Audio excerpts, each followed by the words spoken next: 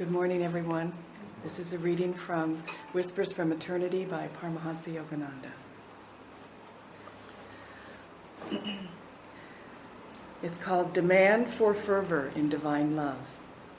Teach me, O Spirit, to love Thee as wholeheartedly as the miser loves money. Make me as attached to Thee as the drunkard is addicted to wine. Teach me to cling to Thee as unerring ones do to their bad habits. Teach me to be as attentive to Thee as a mother is to her child. Teach me to perform my duties diligently, with my attention fully riveted on Thee. Teach me to love Thee as the worldly man loves his possessions. With the first love of true lovers, teach me to love Thee.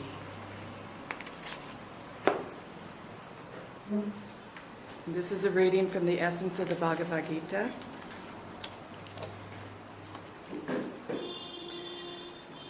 Yogananda once met a sincere bhakti yogi, a follower of the path of devotion, and seeing his sincerity, urged him to accept initiation into Kriya Yoga. The man demurred, saying that he had been following the path of bhakti yoga sincerely for 20 years and was loyal to that way, although he admitted, I have yet to experience God. Yogananda explained to him, you have been in a room for 20 years, trying to get out through the walls, the ceiling, the floor, but no one has shown you where the door is. Kriya Yoga will take you by the door of the spine. I am not trying to change your allegiance. I am only saying, here is the door, open it, and walk through into the free air of divine attainment. Finally, he accepted my suggestion. Within a very short time, he attained the experience of God, which he had been seeking for so many years. It must be understood that the Bhagavad Gita is for everyone, and not only for those who can meditate deeply. It is indeed for even the most worldly of human beings. It points out the way for everyone to find the fulfillment of happiness, then joy, then perfect bliss that all men seek, most of them, alas, blindly, groping in darkness with no sense of direction. The Gita says, this is the way you are all seeking. Nothing sought in any other direction will ever give you what you yourself so ardently desire. Blindly though it be, and in ignorance of what life is all about, what you seek is the mystery of your own being.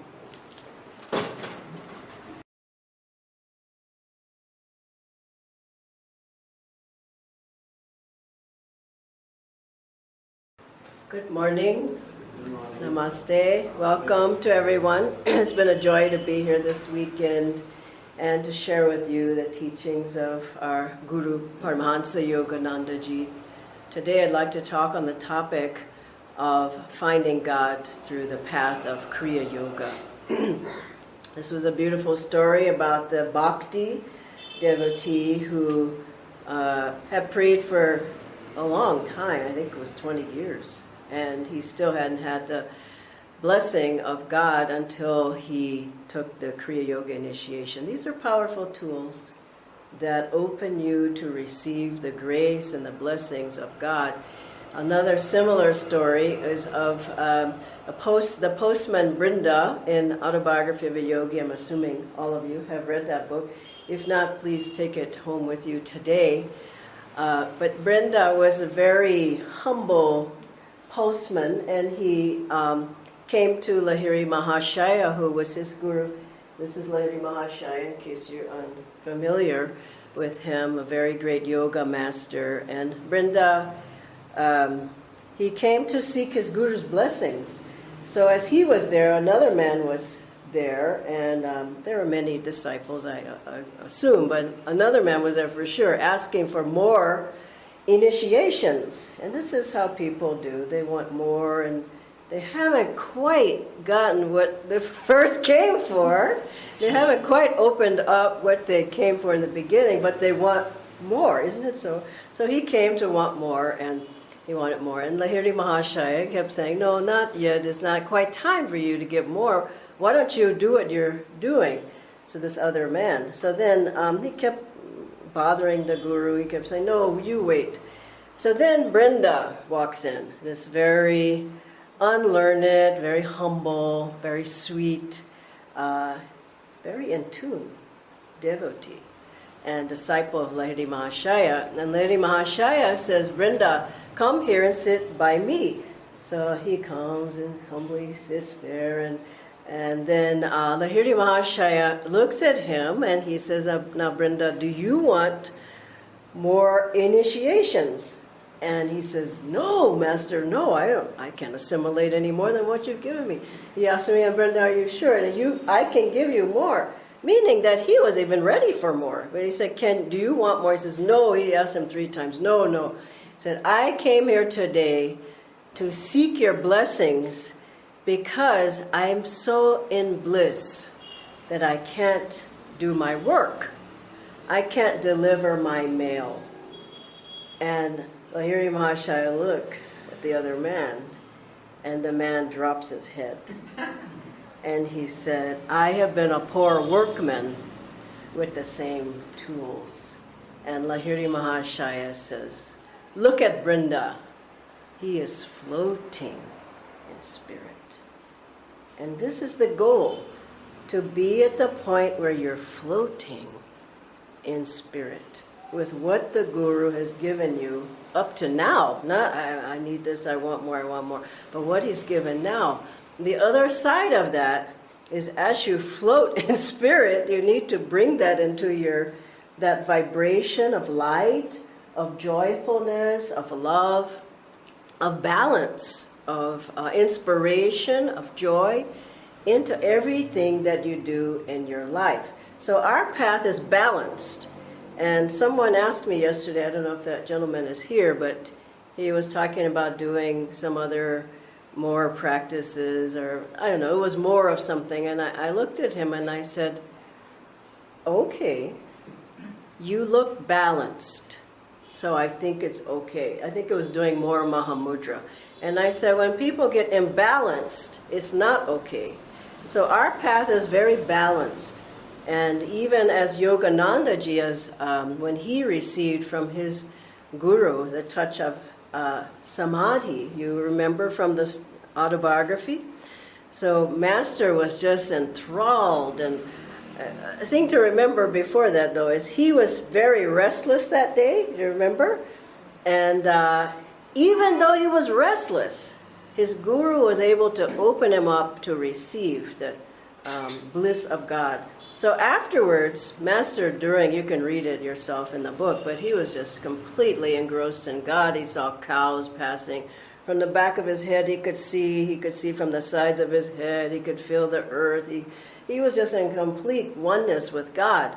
And after the experience, he opens his eyes and he sees his guru standing there, and so he drops down to the floor to touch his feet, and Swami says, just get up, and he says, looks at Master, and Master's just like, this is everything I've ever wanted.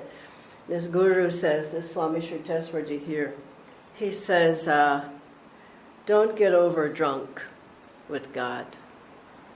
Your life needs to be balanced. Fetch a broom. Let's sweep the balcony. He was teaching him how to live in the world, but not of the world. And same with Lahiri Mahashaya, when Babaji met him and taught him in a golden palace he created for him. It's a wonderful story. He creates a golden palace because of the love he has for his disciple. And it says that Lahiri Mahashaya had some desire for a golden palace. You never know the whole story, but I think more out of love, Babaji creates that palace for him and initiates him there. And then you remember he has he says afterwards, now, he gave him Prasad, or he gave him the drink, the Babaji drink, but he also said, you must be hungry now. Larry, put your hand in this vessel and just pull out whatever you desire. And he looks and there's nothing there. So he puts his hand in, and then hot lychees and some other things that he loves comes up. I think I would choose apple pie or carrot cake or something. So then he says, oh, and you must be thirsty. Just put your hand there and there'll be something to drink. And he looks and he says, he doesn't know what's going on. And then there's clear water for him to drink. And so you can imagine after this, he doesn't want to go anywhere. He just loves. He's re-met his guru. He's went into samadhi for a week. And he comes out, his guru blesses him, he feeds him, all of this. And then he says, well, I don't want to go anywhere. And Babaji says, no, you must go. Go back. You must show people. People everywhere. If they're married, if they're not, if they have children, if they don't, if they work, if they don't, if they're a housewife, if there's a lawyer, or if they're a mountain climber, or whatever they are, that these teachings can be utilized in every aspect of life. You go back to your job, you go back to your wife, you go back to your children, and you show that this can be done in today's society, in today's world. So Lahiri Mahashaya, God bless him, he comes back and he asks Babaji beforehand, he says, can I give this Kriya to everybody? And Babaji's, first it was just for sannyasis, people who renounce everything, just renunciates. And then Babaji, Lahiri Mahashaya, just beseechingly asked him, can I give this to everyone? He said, the people are tortured. And Babaji says, okay, the divine has spoken through you. It was a part of the Leela. He says, okay, you go and you teach everybody. So Lahiri Mahashaya, I believe he was happy, because not only did he receive that himself, but his guru had said, now you can give it to other people. So he came and he worked 25 more years at his job as an accountant. That's a long time. He went every day to his job and he worked on the numbers, and he thought of God. He was in God consciousness. And he raised his children, and his wife didn't know what to think of. She kept saying, what about the money? Who's going to provide the money? You're not working, or whatever she wanted. And then suddenly he's just levitating, he's up at the ceiling. And she goes, what happened? And he said, can't you see? How can a nothing give you anything? There's nothing here. And so later he said, one of my disciples will provide for you, but this is the way that the gurus have come. And it's the same with Master had a disciple who had a very deep experience of God, Yoganandaji. And he said, she came to him and said, oh, Master, this happened, and all this is a story Swamiji told us. And he said, wonderful. And then right in the next breath, he says, now I want you to go downtown to a particular store, a department store, and buy me these items. And she went, right now? And he said, yes, now. Why? Because he was showing her, you bring your consciousness into your daily life. And so she went, she obeyed, she brought the thing, she didn't lose her peace, she didn't lose her bliss, and she came back. And this is the life that we've been given. Swami Kriyanandaji, such a great example of that, because his own name, Kriyananda, bliss through Kriya. Now Kriya means meditation, but Kriya also means, we know in India, action. Bliss through service, bliss through meditation is what Swamiji's name means. So Swamiji just did whatever Master told him to do. He was young, he was 22, he'd just shown up. Master had him teaching on his behalf. You know the story from the path. Then Master had him giving Kriya within 8 months on Master's behalf. Master had him in charge of the monks. He had him in charge of the centers. Swamiji later, he wrote books, 150 books, and he wrote music, 400 pieces of music. Then he toured around the world. He kept touring until basically his last month of his life. isn't it? He gave his whole energy. He didn't say, I'm a monk now, so I don't do anything. Where's my cave?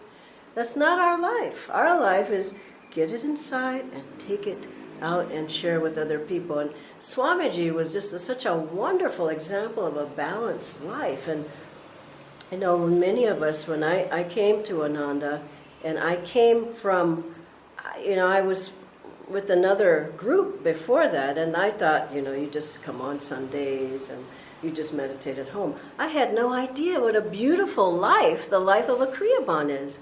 So as I got to Ananda, and I met the people there, and I saw how joyful it was and how serviceful, and I realized it was a whole life. It wasn't a technique. And so Swamiji he showed us how to serve. First thing, he said, seva's important. And my seva was all for myself. I'm serving myself. As soon as I got there, he said, no, we're serving others. We're serving our guru, because this will help you to develop spiritually. So he taught us how to serve. And then he said singing is important. And I used to say, everybody sings here. There was choirs, there was a small group, there was kirtan, there was chanting, and Swamiji said singing is important. It opens your heart to God. And I never knew singing was important. Did you know that? I didn't know that on the path until he said, Master said chanting's half the battle. And if you sing the music of Swamiji, you start opening up and you feel so happy and your problems go away and your moods go away and they all disperse. And so he taught us singing is important. Then he taught us satsang is important. You need to be with other people. Don't be by yourself so much.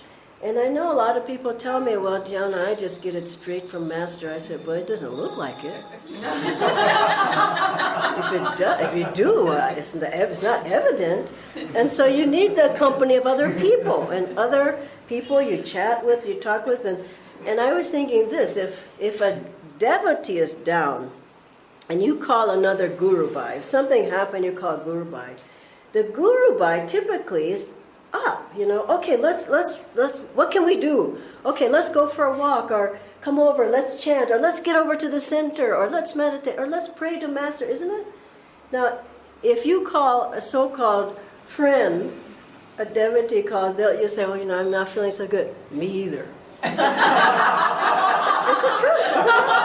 Me either. Let me tell you my problems. And that's the truth. And so satsang with other people who are like-minded is vitally important. And then, of course, Swamiji emphasized the practices. He shined them up, every one of them. He said how important energization was. He talked about how important Hong Sa was, how important the Om technique. I used to just say, I'll just do them however I want. I remember he looked at me once, I told us yesterday, he said, he must have seen I didn't look like I energized. And he said, do you energize? And I said, well, Swamiji, not really. He said, you just got to do it. He emphasized the practices. And with Kriya, I didn't know what I had in my hands until Swamiji said, you have gold in your hands. The Kriya practice. And he had Kriya retreats every year. He did the Kriya review. He did Kriya checking. He did the Kriya initiations. He checked your Kriyas. I remember once he said, I'm going to sit here and I'm going to answer every question that comes. I'm not going to leave until every question has been answered. He was that serious about Kriya. And so in every aspect of life, Swamiji showed us the importance of it. And I believe Master sent him to us to show us the importance. It's not just this and that. The other thing he showed us was so sweet. He showed us the joy of being a Kriya yogi. That it's not just you meditate. Of course you get joy from there, but he was joyful in everything. He enjoyed the P.G. Woodhouse story. You probably heard some of them here. And wow, if you hear them, the best part is hearing Swamiji laugh. He was so happy in reading those stories. And also he enjoyed going for a nice meal. He didn't say, don't go in a restaurant. He said, well, let's all go together and enjoy. And he would enjoy going to shopping. He enjoyed, he was a good shopper. I thought I was a good shopper, but he really was a good shopper. I tell you, one thing happened. We went shopping for one of his houses in Gurgaon. This was near the end of his life, and someone had offered to just, Swamiji, whatever you want in the store, just go get it. And I just went, wow, I've never had that offer before. So there we were. And Swamiji, he just, I like this. Let's get this for the house and this, and let's get some more pillows, and let's get the sheets, and let's get the towels. And he just everything. And wow, when we walked out of there, I went, oh my gosh, he got a lot of stuff. And he walked out and he said, so nice to go shopping where you don't have to think about paying for anything. And but he just was enjoying it. He was showing us you can enjoy if you're centered in God. And I remember we went shopping for paintings once in Capri in Italy. And Swamiji bought paintings for the Cristo Hermitage, where he lived and all the heart of Ananda. And within 1 hour, he had picked out 33 paintings, some huge, some small, whatever the size. But he was so delighted because they were so beautiful.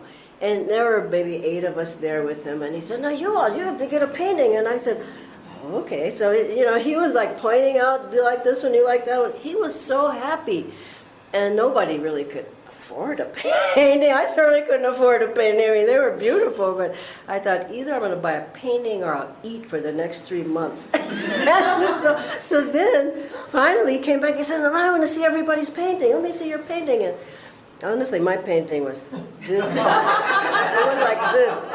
And Swamiji came around and he says, "What's that?" And I said, "What?" Swamiji, that's all I can afford. And he said, "Get something, I'll help you." I mean, he was so happy. He helped everybody get a nice size painting. He just wanted to show us, just enjoy these beautiful things with Divine Mother. And he enjoyed going out on the lake when we were living in Lake Como. We'd go out, he'd have his little hat on with a boat. And, it just made it fun. And I realized he put Kriya in the middle of that joyful outward experience. He said, if you do Kriya, all these things will be just so blissful for you. He showed a beautiful life. And nobody here should be thinking, I'm just going to be miserable my whole life just doing Kriya, and I got to energize now. And she said, Aung San Om, and I don't want to do any, I don't want to serve anybody. Just think, it's such a wonderful life. He laid it out so beautifully. I don't think anybody else that I know of has laid out the Kriya Yoga life like Swami Kriyananda. It's a whole life, it's a whole package, and it's full of joy. And then what happened, in my case, and other people's cases, I'm sure, you had this, but then you started, I remember Master talked about, and Swamiji talked about that, don't get distracted. People find distractions. I've seen a lot in India. People find a lot of distractions. They're going, and then suddenly they're over here. And remember when Swamiji got Kriya from Master, and then after a while he heard somebody else, a disciple of Larry Mahashaya, who told him in India here, I know 10 other initiations of Kriya. I'll teach them to you if you take Diksha from me. And Swamiji thought, well, I guess it's all right. He went, he took the initiation, meaning what we did yesterday, and a wall came down. Between him and Master, he could not feel Master's presence. And he said it was as if Master were saying, haven't I given you enough? Why would you go somewhere else? And what do you need more than what I've given you? He's given enough. And I remember the years at Ananda, early on, when I was more new then, I wasn't that clear myself, but I remember so many people came through Ananda with various things that you could do. Now, that weren't the things were wrong, but it was the Kriya got put to the side. That's what happened for most people. So I remember the Reiki people came through, and I'm not putting Reiki down. I'm telling you, the Kriya was in the back burner and Reiki was in the front for a lot of people. So I took the Reiki initiations, and I remember once I was with Swamiji, and this was in the 80s, and I was saying, Swamiji, my hands were vibrating, and I was healing people, I was healing people, and I went on and on. I was in the back seat of the car, he was in the front seat, and I just couldn't stop talking about Reiki. And I must have been 25 or 26 or whatever. So then Swamiji in the front seat of the car, he just went, like that. Anytime he went, he knew something was up. So he went, And then he said, maybe I should practice Reiki.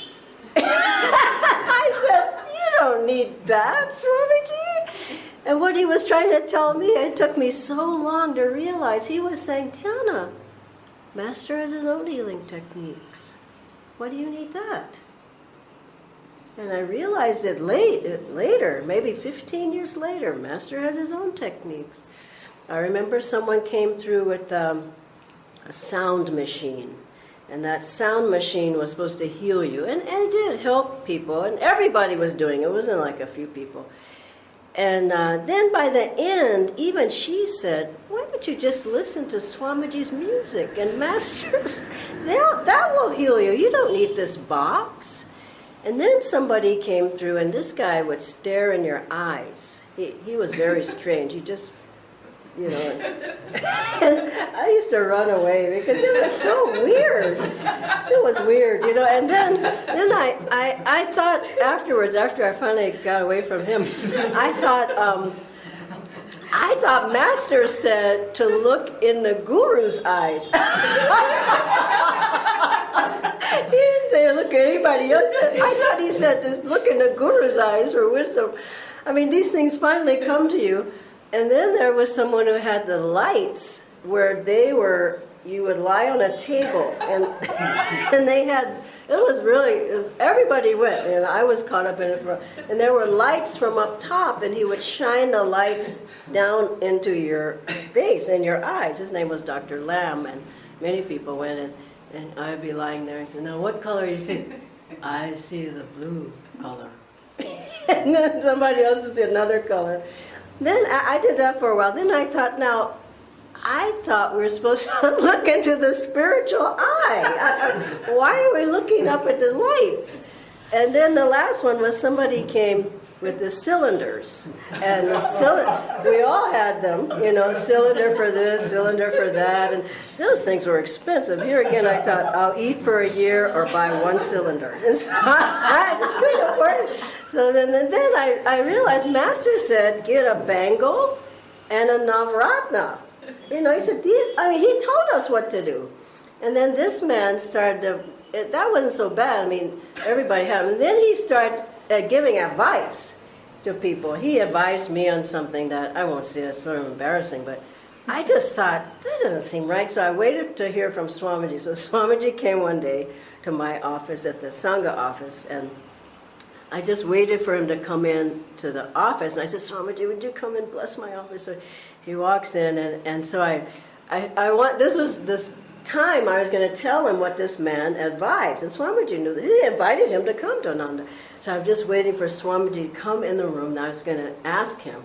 So, and I wanted it to be private, you know, me and Swamiji. So I tell him the secret. And Jyotish and Devi, and about 10 people came in with Swamiji. I went, oh no. So I just said, so they were all witnesses. I said, Swamiji, this man told me this particular thing. I will never forget, he was about to drink his punch, and he just went, and he said, this was the thing I'll never forget. He said, why are you listening to him? He's no saint. Wow. Did that hit me? And that was the end of doing this and that and the other. And I'm here to tell you, the thing that helped me far more than anything is Master's teachings. Kriya Yoga. It's so simple. You don't have to stare into the lights. You don't have to get a cylinder. You don't have to do these things. Energize, yoga postures, pranayama, study the teachings, listen to the music, sing the music, get a harmonium and chant, be in satsang, serve, affirmations. It's all there. And all of those things, more than anything, will help you to find God. And so let's stay in what Master gave. Swamiji showed it clearly. Master gave it clearly. Once you start veering off, there was somebody, Master said, if that person would have stayed, she left, because veering off. 24 more hours. Wow. She would have been done with that karma forever. That's heavy. And another person Master talked to, he said, if you leave now, It's going to take you 200 incarnations to get back to this point on the path. And he left.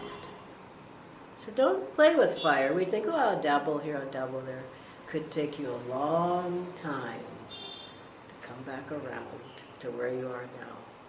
So we're at the point where I think we're near the finish line, and we can just keep moving forward and keep helping each other and stay in tune with Master and do the teachings.